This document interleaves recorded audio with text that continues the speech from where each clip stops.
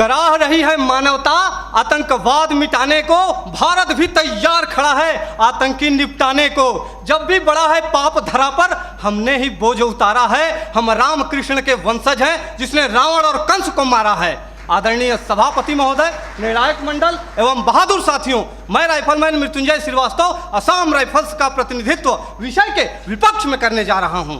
मानव अधिकार महोदय, इस शब्द को सुनकर मेरे मन के दो बिंदुओं के मध्य एक दृढ़ विरोधाभास उत्पन्न होता है, क्योंकि या तो इस शब्द की महत्ता और प्रासंगिकता का कोई अर्थ नहीं, और यदि अर्थ है तो हम सुरक्षा बल मानव नहीं, अर्थात जिस मानव अधिकारों की वेदी पर आश्रित होकर पत्थरबाज, नक्सलवाद, उग्रवाद और आतंकवाद के मरण व हरण पर यह मानव अधिकार के ठेकेदार भेड़िया विलाप करते हैं, वे अयोध्या, अक्षरधाम, संसद भवन, ताज, कठुआ, गया और पुलवामा जैसे विध्वंसकारी कांडों पर मौन क्यों हो जाते हैं?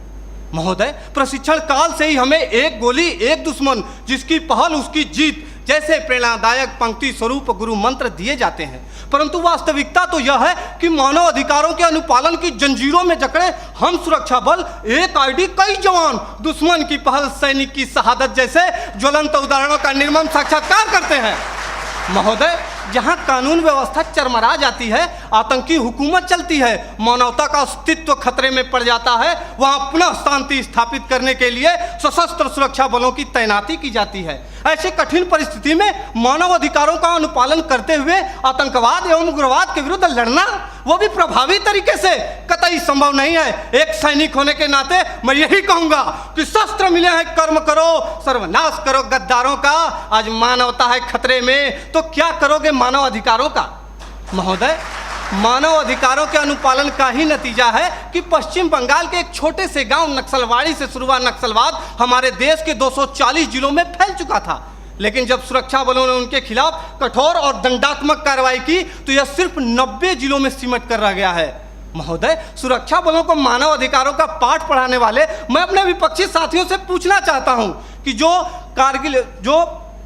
कश्मीर में जो कारगिल युद्ध के बाद पाकिस्तान के लवारिस सैनिकों के शवों को उनके धर्म के अनुसार दफनाया, वो है हमारे सुरक्षा बल, जिन्होंने इसी वर्ष 11 जुलाई को पाक अधिकृत कश्मीर से बहकर आए मासूम बच्चे के शव को प्रोटोकॉल तोड़कर पाकिस्तानी सेना को लौटाया। वो है हमारे सुरक्षा बल, जो कश्मीर के स्कूली बच्चों को दुश्मन की गोलियों से बचाने के लिए बुलेट प्रूफ जैकेट बन जाते हैं और अपने परिवार, अपने समाज, अपने देश के प्रति समर्पण का भार लिए हुए भी जो इस देश में शांति और अमन कायम करते हैं, वो है भारतीय सुरक्षा बल।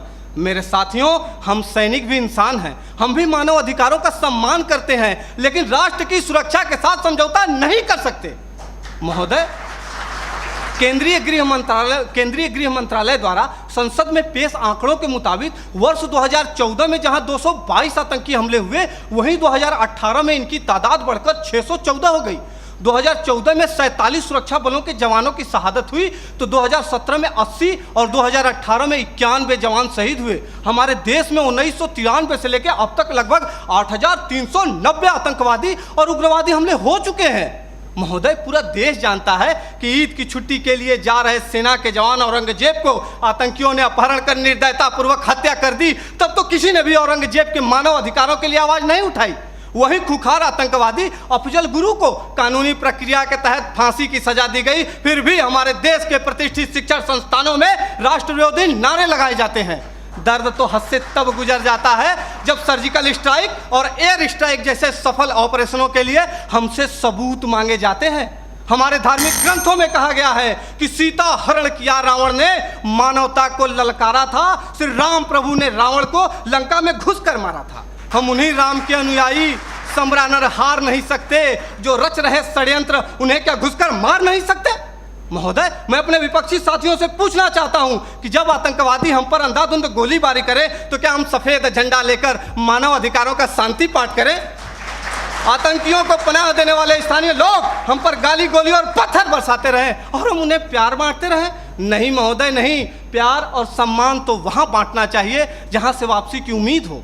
महोदय, मैं यह नहीं कहता कि मानव अधिकारों का अनुपालन नहीं करना चाहिए, लेकिन वे लोग जो मानव अधिकारों का दुरुपयोग करके सुरक्षा बलों को प्रभावहीन करने की कोशिश करते हैं, उन्हें कठोर से कठोर दंड देकर उनके साथियों को यह संदेश देना होगा ताकि भविष्य में कोई भी इंसान आतंकवादी, उग्रवादी और नक्सलवादी बनने की हिम्मत ना करे। धन्यवाद। जय हिंद।